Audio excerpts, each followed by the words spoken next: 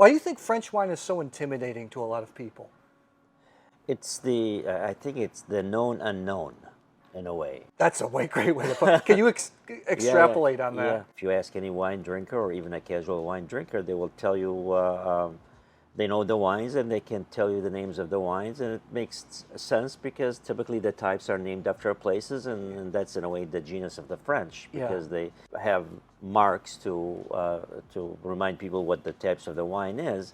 But beyond that, if you dig a little bit deeper and you ask questions, they really don't know the wines, and I don't think the market serves them well either, because the market typically feeds customers what they know, and the whole idea behind offering wines and merchanting is really to expose people to different things that you don't know and make the argument why they should have it.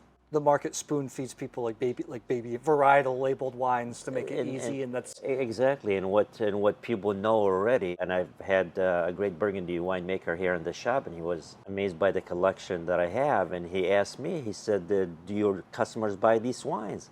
And I said, "No, I sell it to them." You're a good wine. There's a difference, you know. So no, seriously, I always tell people that there's a difference between a stockist and a merchant. A stockist is a very smart person that puts on the shelf what people would ask for, and they're happy and they take it home. End of the story. A merchant is an ancient craft that requires a certain editorial gesture, that you have to take on a subject, you have to know what the subject is and decide what it is worth bringing to your people, and hopefully your customers will give you the audience to explain why they should have it. Very Kermit Lynch-like philosophy, another really? Francophile. You're one of the most knowledgeable people I know amongst a lot of wine people, writers, educators about French wine. And I see we have something special to start, because when it comes to sparkling wine, people want to emulate champagne, but there's only one. It's champagne and everything else for me, right? And add to that, Matt, is I tell people that at this moment in time, champagne is the most compelling wine that there is, because in a way they're victims of their success. I mean, of course, you know, we all know that champagne is not cheap, and they can sell it all day long. But what's out there is really the Big Macs and the Whoppers. The winemakers there, and that's a new phenomenon altogether, you know, to just make small batches, if you may. They want to show you the champagne as a wine rather than something that sparkles. The wine sparkling, that's just a second bonus. But the champagne as a wine, that's what we're after. And you're not going to carry in your shop like the big labels like Moet and Faute. Well, and they do a great job. So, but you don't have them here. No, I do a great job, and I think I don't want to be redundant to the market. Yeah, they're available, and people, customers can buy them anywhere. The idea is that I go there, talk to people every day, and I bring those people in. And it's not easy, because there is, of course, the trade itself. You can't, sometimes you desire a product and maybe it's not available, you cannot get it. But ultimately, because there are so many people, Matt, there is 5,500 small producers in Champagne. Yeah. So there's plenty out there to really dig into and sink the proverbial teeth in. And in what we're doing today here, I'm going to show you one that is just a gem of a producer. I'm here with Eli of Eli's Wine Company. Great shop. You've been in business since what? Since 91? Since 1991. But this location is fairly new, right? Fairly new. I opened a store, Eli Wine Company, in Royal Oak, Michigan. Yeah. And since day one, I specialized in French wine. So, of course, I was telling people, they asked me what I do, and I say, I only sell French wines. And my obituary was written day one. So this is a grower. This is a grower, and they, you know, and many growers really, they buy grapes as well. So it's not uncommon. To be a negociant too. To be a negociant too. I mean, the Champagne is a well-established area, so there are many great vineyards that they sell to the big houses or the co-ops. So they want to tap into that. So the growers will grow some of what they produce, but also they will go to their neighbors and work with them in the vineyard, and they make the wine. This is And I saw the label 60% Meunier, which I love Meunier. Yeah, it's fantastic. It's kind of interesting because what I would like to tell you that that champagne could be drawn from 7 different grape varieties, but what's common is the 3: the Pinot Noir and the Meunier and the Chardonnay. I've never seen Arbonne. Arbonne, I know, is the 7th grape. I've never seen anybody using Arbonne. Before you leave, I'll show you Arbonne. Okay. Yeah, this is champagne Leherte, Frères, and his name is Orléans Leherte, a small producer, and we import him directly to the state of Michigan. He comes from a particular area, one of the several regions of Champagne. It's called Coteaux d'Épernay, and it's really a middle ground between the mountain of Reims, Montagne de Reims, that is known for Pinot Noir for some of it. Yes. And the other area, which is south of here, which is the Côte de Blanc, which is known for the Chardonnay. So being a middle ground, you have all sorts of grape varieties there, whether it's a Pinot Noir, Chardonnay, Meunier, Arbonne, Pinot Gris, Petit Meselier, yes. Pinot Gris, Pinot Blanc. I think we named them all. Somebody told me that they authorized an 8th grape in Champagne. I haven't checked the reference, but this smells great. This smells like everything I want in Champagne. Baked Very apple. explosive, very rich. I get a spit mostly, but I think I'm going to drink the Champagne. Green apple and toast. Customers, when they come in, and they're kind of confused about Champagne versus sparkling wine, how do you explain to them what kind of different flavors you're going to get in Champagne versus other sparkling wines? Well, first I have to explain to them that Champagne is a place, and that makes a wine that's called Champagne. And I want to tie the two together because what makes Champagne unique, it's where it comes from, and the particular situation they're in, the circumstance, the climate, the soils, and that's what makes it unique and different. And I have to say that that could be said about any other sparkling wine from anywhere, but it's not Champagne, and Champagne is not them either. This is done for people that like more the oxidative style Champagne. Like, I get more dried fruit flavors on this, which I like because it's got, like, they must use a lot of old vintages when they blend this together. This is impressive. It's they use a reserve that has older vintages, but they also use one vintage predominantly. Okay. Which is the 18. So you're right. What I smell here, the oxidative, but also I smell the autolytic. The brioche and all that bready. That's totally autolytic. I love the baked bread in Champagne. I want autolytic, for people that don't know. That's the baked bread type flavor. How much is this? This is for $48. You can't get a Veuve now. It's $75. 70, yeah. This is and blows this out of the and water. The good news, but it's of course hard to find, but you can find it at Eli's, and it comes from a specific area, small producer. Small producer does not guarantee quality, by the way, but in the right hands, a small producer has a garden. They don't have a farm. Big producers have farms. I want you to challenge me on this because you're gonna disagree with me, and I want this. I know grower champagnes are hot right now. I've always thought when you have a house, like, this is great though, but if you have like the house style of grower champagne, I a lot of times prefer the good big houses because they have a lot of reserve wine. Like, I love Bollinger. I think Bollinger is fantastic. Some of the grower champagnes I have, they're not autolytic enough. They just taste like fruit.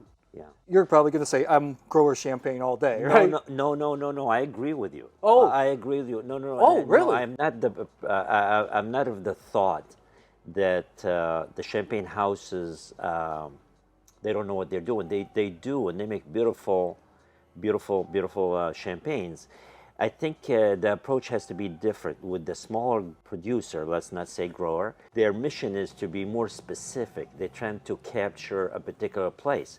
The bigger houses, it's a style, but the style has been earned over many, many years. So they make beautiful wine. Idea of you can taste fruit in a small producer's wine. Some of it is by design because, that's the whole idea behind capturing a place. You have to have the fresher fruit that hopefully you can age it a little bit longer and age it. It could be a year, 2 years. that it gives you an idea of that sort of fingerprint of that place. So there's a place for both. Okay, that's There's a place for both. for this palate though. There's only a place for autolytic champagnes. But go ahead, you're right. There is No, a place. the aged, yeah, no, no, I totally, I totally. People always ask me, "What's your favorite wine?" And people ask you, Matt, "What's your favorite wine?" It's a question of a moment. What's my most? I always ask wine people, "What's your most memorable wine?" Or some of the most memorable, not the best. Or, Yeah. And for me, some of the most memorable wines have been really cheap wines because you're with. It's a question of a moment. Yeah. And Matt, I get that every day. People come in here and they say, "I was in Paris or I was in the South France and I had this beautiful wine," and I typically have it. I typically have it here, and I say, "This is the wine." But let me remind you, you're home now. It's different. They don't do anything different when I bring the wines here, but your moment is going to be different. Mark in Paris is different than Mark in Detroit. Yeah. So there's something to be said about the circumstance, absolutely. So How many different labels do you have? I have, I think, 5,500. The first time I came to the shop, I mean, this is a staple of the Detroit metro area, but I was just blown away. Okay, let's. This is great. You get it. So this is Leherte, Frères, Orléans Leherte, a great producer, small production. As I said, we import it. We get literally 60 bottles from him. Oh, That's it, 60 bottles. And this is the base cuvée. It's extra brut. This that's is the base. Ultradition. That's what he calls it. And so from him, we get about 13 or 14 different wines. So we get typically 60 of something, maybe a dozen of something else. It all adds up, of course, you know. That and wine is what you and I get attracted to, like these small producers, small runs. But for the general public, that's what can be frustrating because probably only 60 bottles in Michigan. That's probably it, right? Right, So that's- to me, I always say that wine's like a treasure hunt. So you should treat it as such. That's right. It's fun. It's the process. It's not having the best wine in your glass. Yeah. It's learning. And I'm of the thought also is that if you like something, move on. Try something else. You know, that's the whole idea. It's a journey. You know, it's a journey, and if you taste more, you develop benchmarks, and that elevates the wines that you'll taste later. And you know how it's said, you know, practice, practice, practice. You know, to get there. And speaking of what I like, we're going on to Burgundy. Okay. So this is a Burgundy, and it's what's called a regional Burgundy. Bourgogne, and nowadays it's qualified, so Bourgogne Haut-Côtes de Beaune. Haut-Côtes de Beaune, The high coats, the high hills of the Beaune. the high hills. And this is really important because one of the things that I do, Matt, when I provide information about the wines to my customers, I want the information to be relevant. I want them to be immediate. It's for what's going on today. And we have the climate change, of course. And so that's a big challenge for the producers that I deal with. So there are a few things that we do to mitigate some of that. And one of them is going to a higher elevation. Did we rinse it? Is that Yeah. what we're doing? Yeah. Oh, come on in. Come on in. We have a You're- customer here. I'm going to have to pause it here for a second. Yeah, go. I heard you handle a customer. We had to take a little pause. This is former winemaker Domaine, bought land in Dominus, Burgundy. Boris Champis, and then he's originally from Burgundy, and he brought this sensibility with him to California. And so the Dominus style is very much it's all about elegance and finesse and all that good stuff. And they even use more Petit Verdot in their blend, from what I know. Yeah.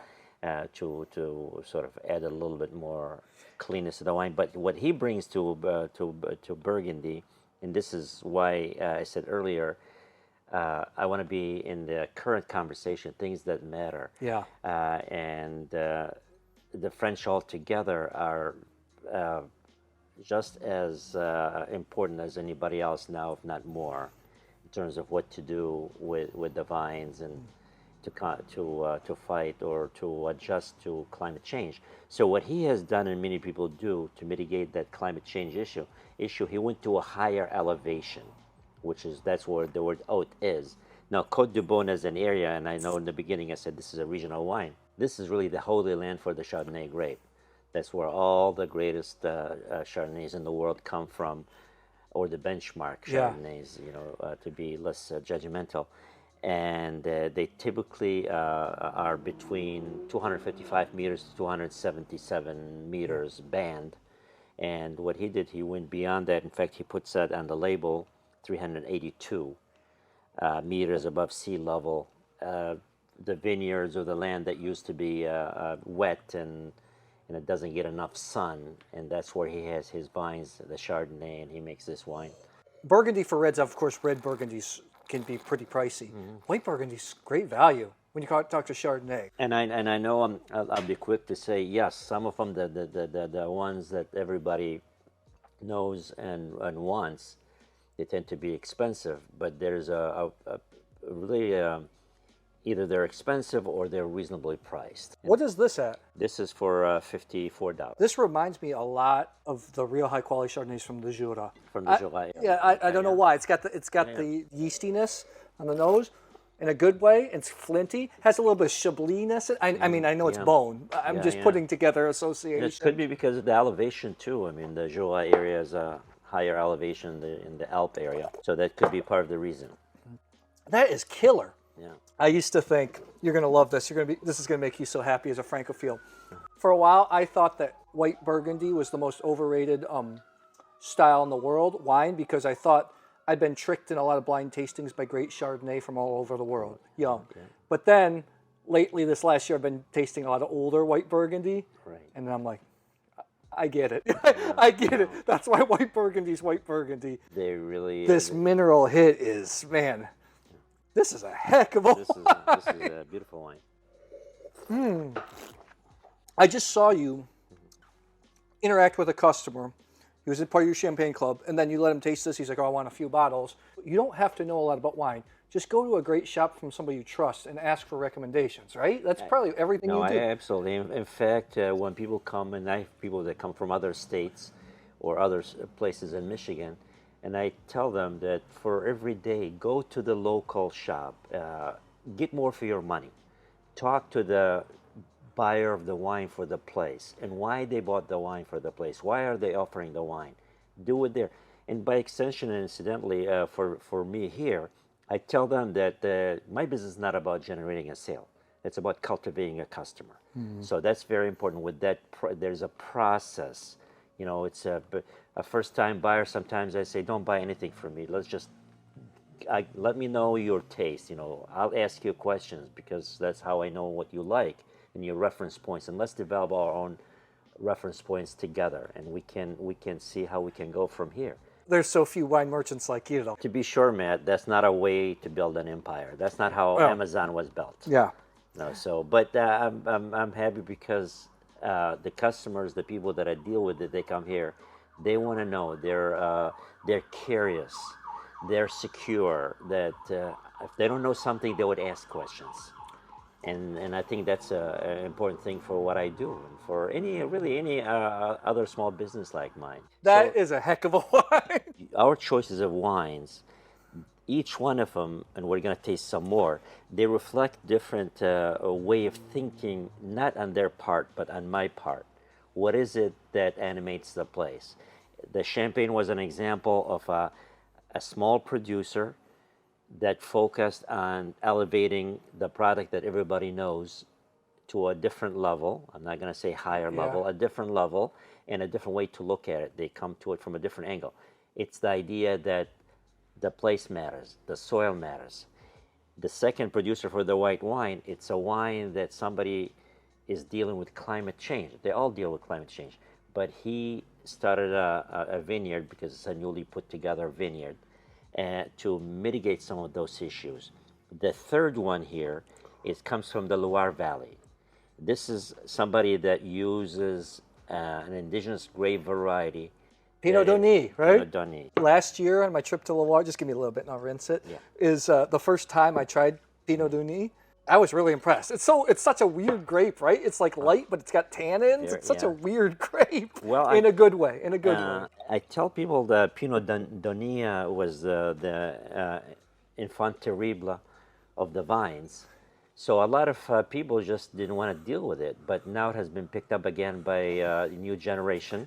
It's like wild raspberry. You could actually confuse this on the nose with some kind of minimal intervention Pinot Noir, like just wild raspberry flavors and flowers and crushed violets and like a little bit of funkiness in a good way. This comes from an area on top of the Loire River that the whole appellation is literally 190 acres. That's there's something like 11 producers. They make these wines, and he's one of them. Oh, it's 20% Côte, 20% Malbec, but mostly Pinot Denis. How much is this? So this is for $33. This is so fun. Yeah. Can you like people when they think of French wine, they just think of the first gross, maybe the second gross, maybe you think of a Chateau Palmer. Right. But look at all the, look at what you can get in France. That's there's an incredible variety of wines and types of wines in France, and they all translate different issues. The first growths and those are beautiful wines, and and the prices are not cheap either. But that said, that's their story, and that's what they make, and it has been in the making for 500-600 years. This is more of the new generation, and therein lies the beauty of the French wines. There is an old story, and there's a new story being made. I love the younger generation in France, when like making stuff like this. It still has character. It's not sterile. I spent a lot of time in Italy, and Italy was my first love with fine wine. But every time I go to France, because I go every year, they reel you in, especially with the cheese, the fromage. Oh God, you're killing me. No, and that's for a great wine to exist, there has to be great cuisine. Do you get frustrated with people wanting to come in and just wanting Veuve or just wanting Moet or just wanting the big high end Bordeaux? No, I'm never frustrated. It's really an opportunity. Truly, I look at it as an opportunity because they're coming in to me. They're drinking. First, they drink wine. Yeah. And second, they pay attention to something that's specific. It's called champagne. Yeah. And then after that, it's a conversation. And sometimes we may arrive at a point where I say, I'm not your person. I totally understand why you want to buy that bottle, and here's where you can find it. But please come back and let's continue this conversation. So no, it's not frustrating. The frustrating part of it is that I'm not taking the money to the bank. So that said, no, it's an opportunity to engage a customer. I've noticed about you is you're quietly confident, and you really enjoy talking to people about the wine. Sometimes it can drain, depending on personality, you can drain a person. No, but you really love it. I thrive on that. And I think, but it's in a way, it's a dialogue. Yeah. I mean, of course, I enjoy talking, but I also want to listen to people. I want to see what they have to say and what they say. And my customers are smart. No, I know. Really I've noticed smart. The times I've been in here, they're curious. They're going to listen to you, and they bring a lot of information that maybe it makes me think about what I'm looking at too. Okay. Yeah. Let's try this next one. I'm fond of saying that I'm not a human being. I'm a human becoming. So the idea that we can change. So that's the Pinot Denis. That's the use of an indigenous grape variety in the Loire Valley from an area that's very, very small by young people, redefining not only what they use, which is allowed in the typicity, but the approach altogether. We tasted this at your house during one of the tastings a couple weeks ago. And I remember we were done with the tasting. I think we drank the bottle because it was so good. This is and this is for $26. A Fleurie for $26. $26, yeah. A Cru Beaujolais. I tell people, man, Beaujolais is funny because there was a couple years where the Somms were pushing it and the prices were going up. Right. But I feel like the market's softened. I don't know. You're in the biz. I should be asking you. Has the market softened on them, or are they still in? No, Matt. It hasn't softened. But I also maybe I'm an optimist. But having a higher price is not a bad thing. No, because it creates coattails. Yeah. So there are many people that come in and make wines and fill the gap, and that allows us to look at different points of view. Well, it's weird for me as like when you're in the business, you're different. You're a merchant. As a consumer, you want to get the best wine for money, but also I know the producers. I've spent time with them. You want them to make money because wine's not a high margin product. So tell me about Fleurie. I mean, it's a cru that I like a lot, but I probably don't know as well as Morgon. So Fleurie is completely different than Morgon. Here, what you have. A wine that's typically very floral, very extroverted, but also the style here. This is a Clos de Mez, which is a small producer. Elodie, her name, the woman that makes it. She uses both style. The style that is meant to be for current consumption, the more carbonic macerated, and this is slightly carbonic macerated, and the Burgundian model, which can age and this is more of the Pinot. Pinot. Her approach is Pinot. Talking to Elodie, she tells the story, and her husband is Conferon, Alain Conferon, how she tried a 1918 Morgon at Clos, and how it was magnificent, and it has become more Pinot-like. So for those of you who don't know, Fleurie, one of the 10 crus of Beaujolais based on the grape Gamay, I always get frustrated when people say, oh, I've tried Beaujolais, I just can't get into it. I was like, you're probably trying just Beaujolais Nouveau, or maybe some cheap Beaujolais Village. Right. Go to a merchant, take $26. You can't get good Pinot Noir for under 50 these days. And it's so joyous. The wine is so joyous and then exuberant. Every time I drink a Beaujolais, all I can think of is Alan Greenspan. Remember, Matt, his irrational exuberance? Yep, yes. But it's full of joy because it's very pretty and very deep, and it's great food wine. Oh. Great food wine. And in fact, that's the most consumed wine in Lyon, which is a gastronomical center for France. The food in Lyon. Yeah, it's amazing, yeah. On the nose, it's the smell of peanut. On the palate, it is Beaujolais. It's Fleurie for me. It's very flowery, very like light red fruits. I don't. Yeah. To people might sound like Pinot Noir, but it doesn't. It doesn't taste like Pinot Noir. It tastes it's completely different. Yeah. No, but your point is valid, which is you smell and there's other set of aromatics in the mouth that is still tells you the wine is Fleurie.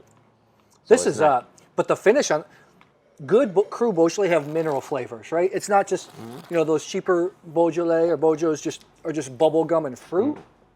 This has real terroir, minerality, really floral notes. It's absolutely, when it leaves your mouth, it feels like it's anchored in some place. All the wines you showed me are fantastic. Yeah. This is no brainer at $26.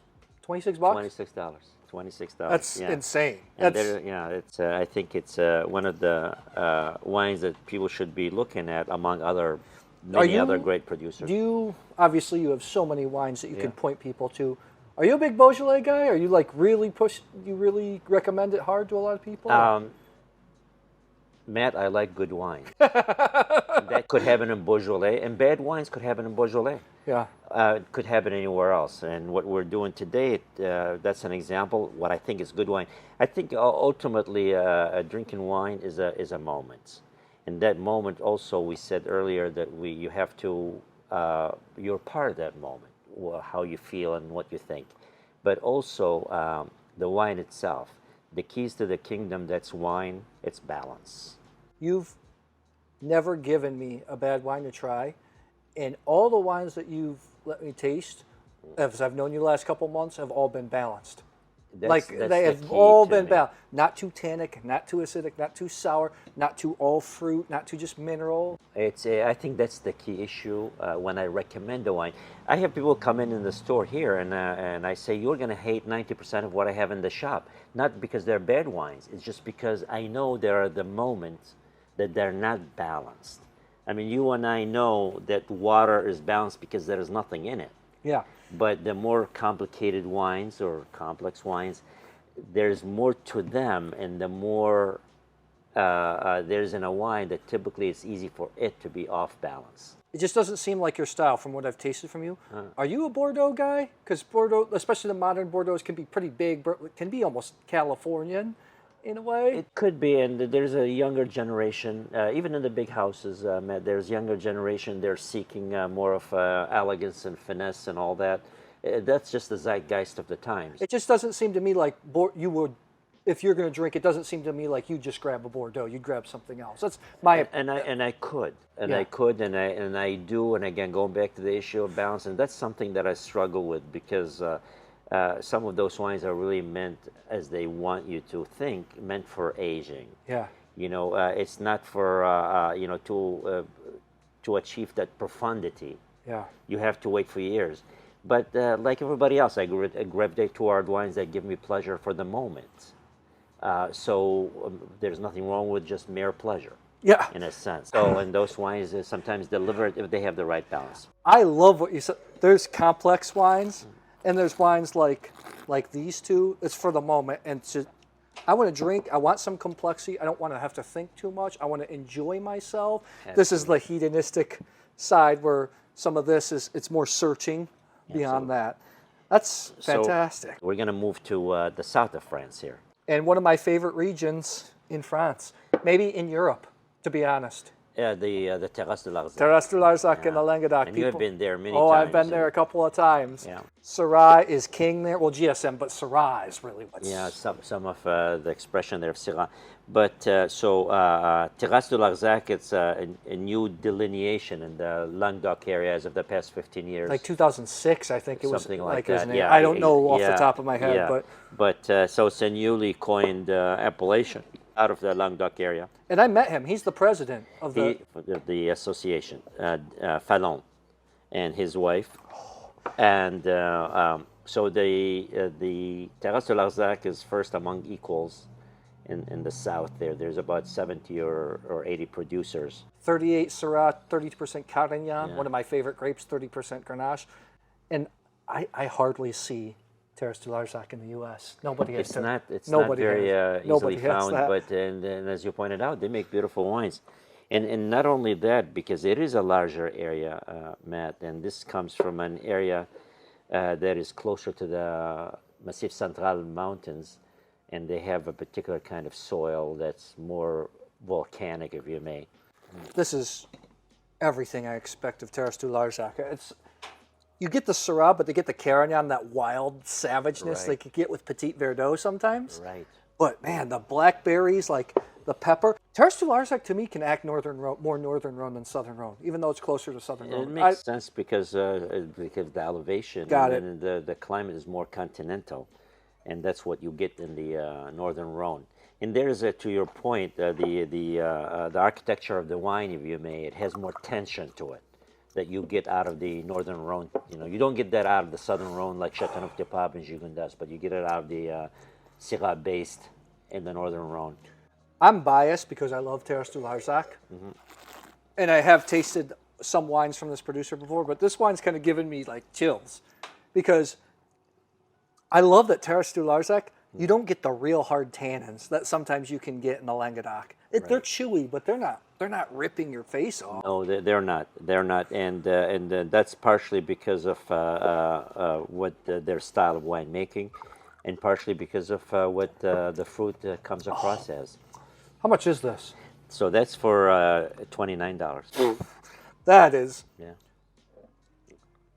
That is got enough fruit for everybody, but it's got so much complexity and uniqueness for connoisseurs or more evolved palates, I guess, so to speak. Like it doesn't matter what you like, but $29. Yeah.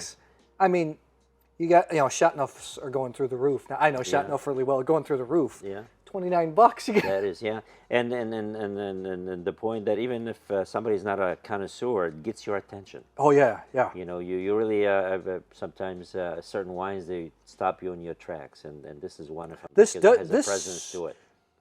Because honestly, like it's not like I would give if I was like scoring critics. I'm like 95, but it's just a moving wine. I like Terrasse de Larzac. It's delicious. It's really a moving wine. Maybe I'm here in this great shop. It's really nice. I was really impressed. Sancerre Rouge. So Sancerre Rouge, if you ask anybody, even people that have been drinking wine for a long time, they would tell you that Sancerre has only one duty, is to be white. No, it's not true. So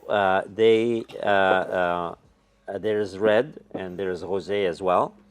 And of course, because of the climate change again, the Pinot Noir, what used to be a bit more fickle, now is full-blown. That's amazing wine. Sancerre Rouge is Pinot Noir. It's not Cabernet Franc, even though it's from the Loire. The eastern reaches the Loire. I think Domaine Vache, it's a well-known name. It's the only Sancerre Rouge I've seen in America. This is like, how much? This smells. It's a single vineyard, right? That's a single vineyard, $38. This smells. Yeah. I haven't tasted yet. Yeah, I'm not going to get crazy. This has a Côte de Nuit smell to me. Because it's red, but It's going to darker fruit. the darker fruit, so slightly more Turanian. But this is like real old world Pinot. I might drink this. This is really gorgeous, man. So this is killer. again, young people, new generation.